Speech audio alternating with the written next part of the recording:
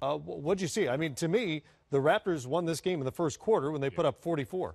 Yeah, you're exactly right. And what's got to be perplexing from Washington's standpoint is not that they lost, but to your point, the fact that they didn't start the game with a sense of urgency that a team that had just gotten throttled you would expect to see. So that has to be a little bit disconcerting for Scott Brooks. However, from that point on, they played a lot better. It's just that they still, though, the formula, and you heard Steve Smith talk about it, they just aren't defending. I mean, they're giving up 122 points a game in this series. I don't care who you are, you're not going to win that series if the defense doesn't find a way to improve. You would expect it will going home, but the question now is this going to be a similar series to what we saw last year from the Wizards where they were able to take Boston to 7 games? Toronto, I think, a little bit better team than what we saw from last year's version of the Celtics. Well, and I think Washington had a little bit more coming out of those first 2 games to build on. They knew what their strengths were. You're Washington, you shot 49% on the road. You shot 46 from 3. You had more assists than Toronto. You had 26 assists on 42 field goals. You only had 9 turns.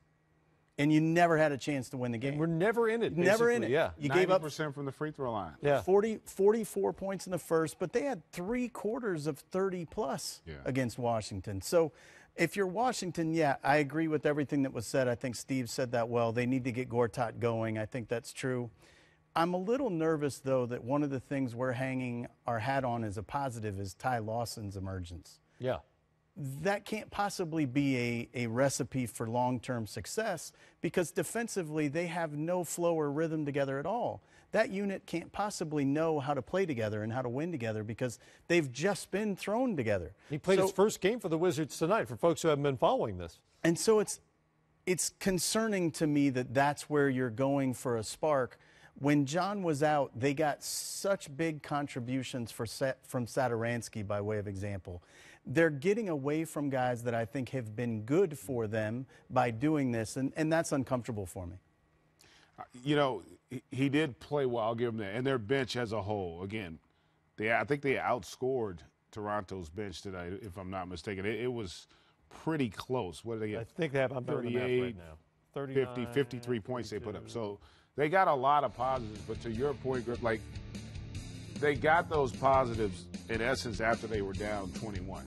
So they've got to figure out a way to get off to a little bit better start, and it's going to start with them raising the level of intensity from a defensive standpoint. I just – Gortat missed – you know, you could sense that he lost a little confidence in him because he missed a couple bunnies, and that can be frustrating. But they're still going to have – as well as they played offensively, and they'll probably have some confidence because you're going to find something positive to build on if you're Scotty Brooks with this group.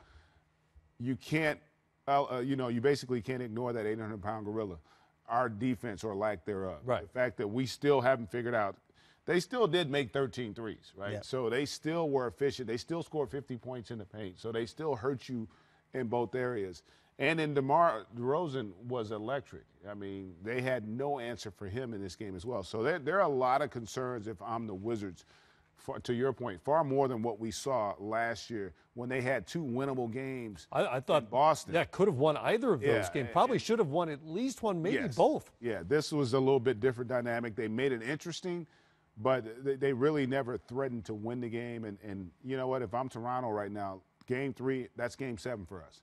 If we figure out a way to come out and match, we know their intensity is going to be high. Right. We get Game 3, this series is over. And if they really are what I think they have the potential to be a championship caliber team, that's got to be the mindset. We saw it last year with Cleveland, right, in their series. When they got an opportunity to put their hands around your neck, they took advantage. You don't want to give this kind of team any confidence because, as you saw tonight, when John Wall gets going, man, he puts a lot of pressure on your defense. Bradley Beal was not really a factor. So if he gets going, the potential's there for this to be a long series if you're Toronto and you're not careful. And DeRozan's comments post-game to Jared really were revealing of what you said. They are aware of the magnitude of where they are. They appreciate that they're playing well, but they've got much bigger designs for this season.